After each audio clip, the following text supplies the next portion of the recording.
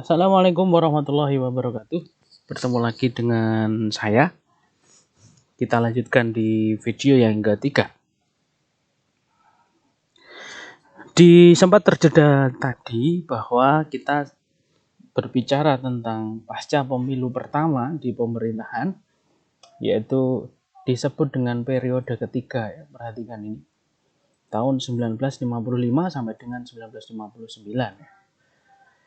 Kemudian berlanjut dipimpin secara berturut-turut ya oleh Burhanuddin Harahap, kemudian Ali Sastro Hamijoyo yang kedua, periode kedua maksudnya, kemudian Perdana Menteri Juanda yang terakhir.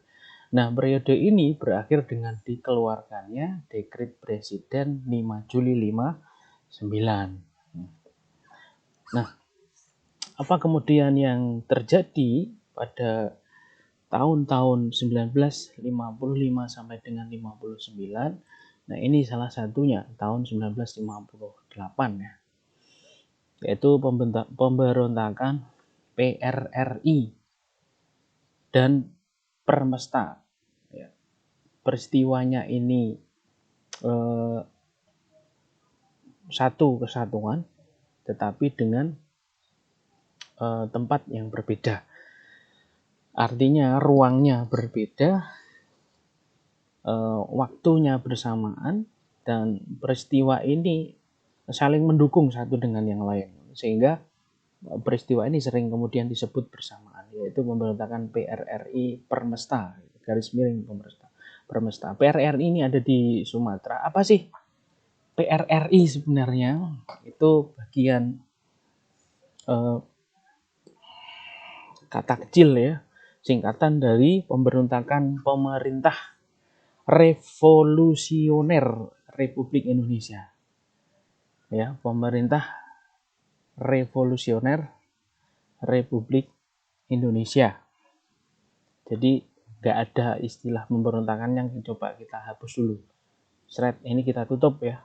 Sehingga peristiwa atau gerakan mereka itu mereka sebut sebagai pemerintahan revolusioner Republik Indonesia. Tepatnya 10 Februari 1958 oleh Ahmad Hussein. Dia adalah seorang militer ya, menuntut agar kabinet Juanda mengundurkan diri dalam waktu 5 kali 24 jam. Jadi paling tidak 5 harian ya, dan menyerahkan mandatnya kepada presiden. Gitu. Nah, mengapa hal itu terjadi? Ya, sehingga 15 Februari 58 Ahmad Hussein memproklamasikan berdirinya pemerintahan revolusioner Republik Indonesia di Sumatera secara umum, ya, karena memang militer menganggap bahwa tidak ada keseimbangan antara pemerintah pusat dengan pemerintah daerah. Ya, yang terjadi adalah kesenjangan politik dan ekonomi. Ya, tidak meratanya hubungan politik dan ekonomi yang terjadi antara pemerintah daerah dengan pemerintah pusat dengan pemerintah daerah. Boleh dikatakan peristiwa ini muncul karena memang ada Jawa sentris begitu ya. Pemerintahan pusat ada di Jakarta, di Jawa, sehingga seolah-olah saudara-saudara kita yang ada di luar Jawa ini tidak rata dalam pembagian anggaran belanja negaranya, bisa dikatakan demikian. Sehingga para militer ini kemudian di Sumatera salah satunya membentuk pemerintahan revolusioner Republik Indonesia.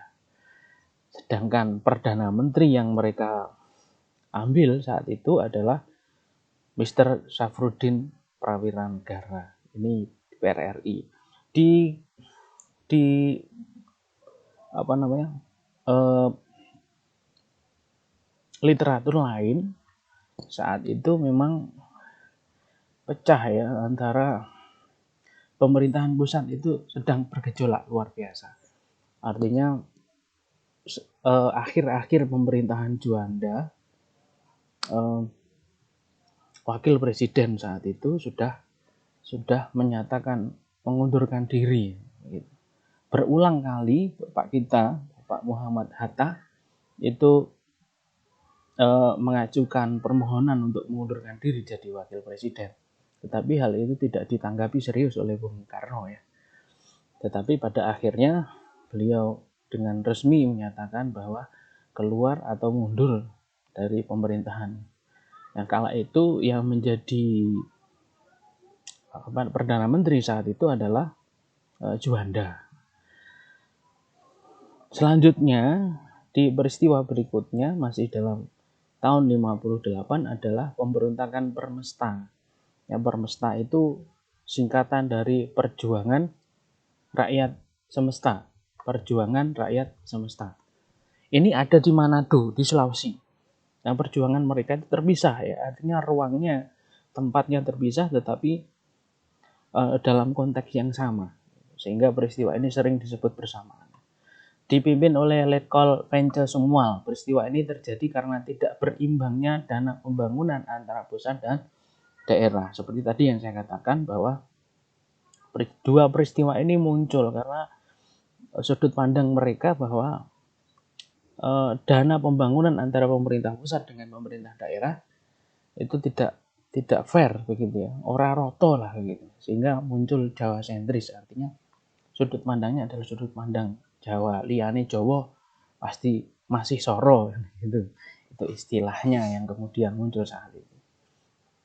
Sehingga tepat tahun 1959 pada akhirnya Presiden Soekarno mengeluarkan dekret semacam perintah utama begitu, mengeluarkan keputusan dari presiden bahwa kembali ke undang-undang tahun 1945 dan tidak berlakunya Undang-Undang Dasar sementara 1950. Saya ulangi, berlakunya kembali UUD 1945 dan tidak berlakunya UUDS 1950 ya. Hal itu terjadi karena apa? Satu, gagalnya konstituante dalam menyusun undang-undang baru. Ingat ya ke sini ya. Ingat. Nah, konstituante itu adalah organisasi, lembaga atau parlemen yang bertugas untuk menyusun undang-undang. Nah, dari kacamata presiden, mereka gagal dalam menyusun undang-undang baru ini ya. Menyusun pengganti UUD 50 ini gagal. Sehingga kemudian dibubarkan oleh presiden.